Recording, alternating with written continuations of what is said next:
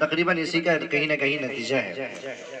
بھائیوں، آپ حضرات کے سامنے میں بس 2-3 باتیں 10 سے 12 منٹ میں انشاءاللہ کہہ کر رخصت ہوتا ہوں۔ اصل بات حضرت استاد محترم کی ہوگی، اور چونکہ آپ حضرات شاید بھوکے بھی ہیں، تو سب سے پہلی بات تو یہ ہے کہ انسان جب بھی کوئی دینی مجلس میں آوے تو وہ عمل کے جذبے سے آوے کہ عمل کرنا بھی ہے۔ اگر یوں ہی آئے سن کر چلے گئے تو پھر اس مجلس کا نہ کوئی فائدہ ہوتا ہے، نہ مجلس کروانے والے کا کوئی فائدہ ہوتا ہے۔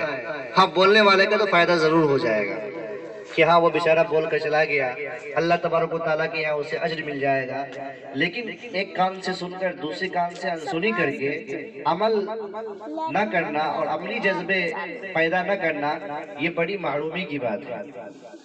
تو انسان کے سامنے جب باتیں کہی جاتی ہیں تو اس وقت تو وہی سمجھتا ہے کہ ہم بالکل کر گزریں گے، لیکن جب عمل کی باری آتی ہے، جب اسے کرنا ہوتا ہے تو انسان نہیں کر پاتا ہے۔ اسی میں ابھی 2 دن قبل ایک پروگرام میں گیا تھا، مفتی سہراب صاحب امارت شریعہ کے فرمان، ایک واقعہ انہیں نے سنایا۔ اس واقعے کے ذریعے آپ کو میں بہت پیغام دینا چاہتا ہوں۔ ایک پیر صاحب تھے، ایک مرید صاحب تھے۔ پیر صاحب اپنے مرید صاحب کو یہ نصیحت کر رہے تھے، بھائی میں جو بھی کہوں اس پر عمل کرنا۔ مرید صاحب کہہ رہے تھے، بھائی ٹھیک ہے انشاءاللہ ہم عمل کریں گے۔ تو پیر صاحب نے ایک آخری نصیحت کی کہ بھائی تم جو ہے اللہ تبارک و تعالیٰ کو اپنے برابر سمجھنا، اپنے سے بڑا نہیں سمجھنا۔ وہ مرید کہہ رہا ہے کہ اے پیر صاحب، اللہ تبارک و تعالیٰ تو ہم سے کہیں بڑے ہیں۔ اللہ تعالیٰ آسمان، زمین، چاند، سورج، پوری مخلوق کو بنانے والے ہیں۔